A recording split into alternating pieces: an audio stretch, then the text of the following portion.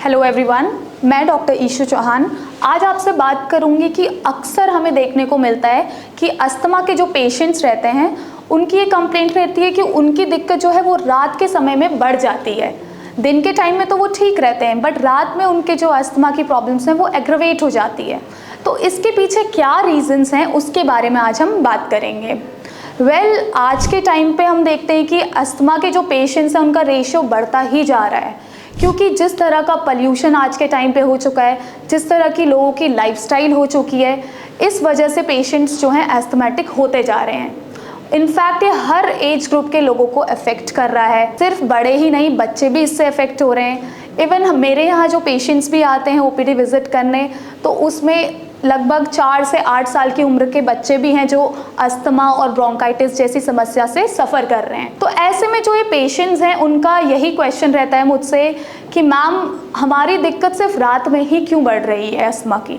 दिन में तो हम बिल्कुल ठीक रहते हैं, अपना काम प्रॉपरली कर पाते हैं, तो रात में ही हमारा अस्थमा ट्रिगर क्यों हो रहा है। तो इसी रीजंस के बारे में आज हम बात करेंगे कि ऐसा क्यों होता है। तो अगर पहले हम बात करें कि अस्थमा क्या होता है, तो अस्थमा जैसे कि एक क्रॉनिक कंडीशन है आपके लंग्स की, जिसमें कि आपके एयरवेज की नैरोइंग हो जाती है, इन्फ्लेमेशन आ जाता है उनमें। तो उसमें हमें क्या क्या दिक्कतें फील होती है, क्या सिम्टम्स आते हैं कि हमारे चेस्ट में टाइटनेस फील होती है, खांसी आती है, हमें ऑल्सो वीजिंग होती है। तो ये सारी दिक्कतें हमें फील होती है और यही सिम्टम्स जब आपके रात में होने लगते हैं, बढ़ जाते हैं रात में, तो उसे हम कहते हैं नॉक्टर्नल अस्थमा। तो नॉक्टर्नल अस्थमा के जो पेशेंट्स हैं उनकी दिक्कतें रात में इतनी बढ़ जाती है कि पेशेंट प्रॉपरली सो तक नहीं पाता है।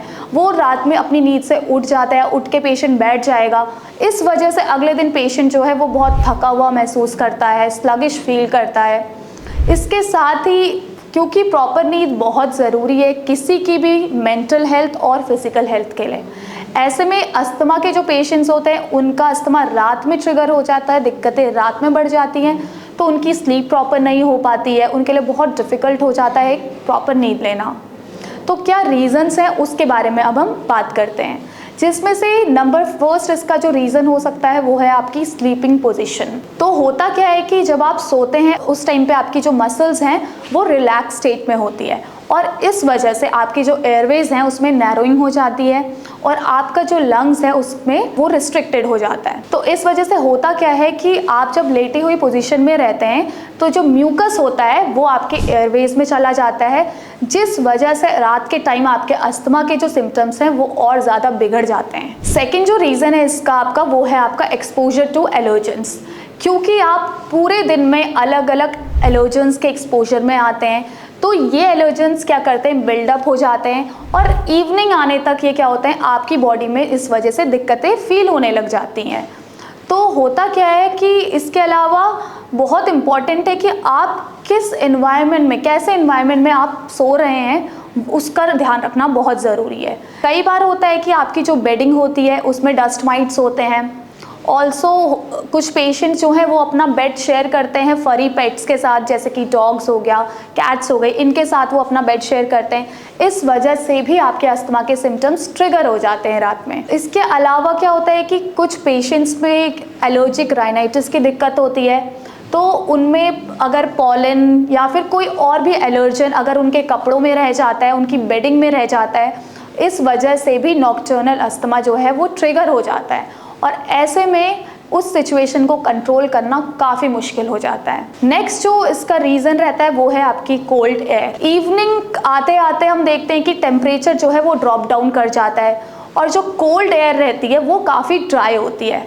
इस वजह से वो आपके एयरवेज को काफ़ी इरिटेट करती है और आपके जो अस्थमा के सिम्टम्स हैं वो ट्रिगर हो जाते हैं रात में। इसके साथ ही एयर कंडीशनिंग में क्या करता है आपकी जो एयर है उसको वो ड्राई आउट करता है। तो पेशेंट्स में रात के टाइम जब सोए रहते हैं पेशेंट, तो उनमें काफ़ी ब्रीदिंग डिफ़िकल्टीज इस वजह से भी आ जाती है। नेक्स्ट जो इसका रीज़न है वो है आपके हार्मोनल चेंजेस। तो जब आप रात में सोते हैं उस टाइम पे आपकी बॉडी में हार्मोनल चेंजेस होते हैं कई सारे। आपका जो एक हार्मोन है जिसे हम एपिनेफ्रिन कहते हैं, ये क्या करता है आपके ब्रोंकियल ट्यूब्स की मसल्स को रिलैक्स करने का काम करता है। तो जब आप रात में सोए रहते हैं तो ये हार्मोन क्या करता है, उस टाइम पे ये डिक्रीज़ हो जाता है। अराउंड 4 AM के टाइम पे ये हार्मोन आपका डिक्रीज़ हो जाता है, जिस वजह से आपकी जो एयरवेज है वो बंद हो जाती है और पेशेंट की दिक्कतें अस्थमा की बढ़ जाती हैं। इसके साथ ही जो आपका दूसरा हार्मोन रहता है कॉर्टिसोल जिसे हम बोलते हैं, ये भी इसके लेवल्स भी आपके रात के टाइम जब आप सोए रहते हैं डिक्रीज हो जाते हैं। इस वजह से भी आपके एयरवेज में ऑब्स्ट्रक्शन आ जाता है और आपको अस्थमा की जो प्रॉब्लम है वो बढ़ जाती है। अगला जो रीज़न रहता है इसके होने का वो है आपका एसिड रिफ्लक्स, जिसे हम कहते हैं गैस्ट्रोइसोफेजियल रिफ्लक्स डिजीज़ यानी कि GERD। तो ये एक कंडीशन है जिसमें कि आपका स्टमक का जो एसिड होता है वो आपके ईसोफेगस में एंटर कर जाता है और इस वजह से पेशेंट को दिक्कतें आने लगती हैं, जैसे कि उनके थ्रोट में बर्निंग होगी, गैस्ट्रिक कंप्लेंट्स आने लगेंगी पेशेंट्स में। तो ये जो कंडीशन है ये अक्सर क्या होता है, ये आपकी अस्थमा की कंडीशन के साथ ओवरलैप कर जाता है। तो इस वजह से क्या होता है, यूजुअली जब आप रात में हॉरिजॉन्टल पोजीशन में भी होते हैं, ये आपका जो स्टमक का एसिड होता है ये आपके ऊपर की तरफ को आने लगता है। तो इस वजह से आपकी जो दिक्कत है वो रात में और बढ़ जाती है और आपका जो अस्थमा है वो रात में ट्रिगर कर जाता है। तो ये थे कुछ कॉजेज़ जो कि आपके नॉक्टर्नल अस्थमा के लिए रिस्पॉन्सिबल रहते हैं। तो ज़रूरी है कि आप अपने इन कॉजेज़ का ध्यान रखें, इन पे वर्क करें और इसके साथ ही एक प्रॉपर मेडिकेशन लें जिससे कि आपके जो अस्थमा के सिम्टम्स हैं वो कंट्रोल्ड रहें। Thank you.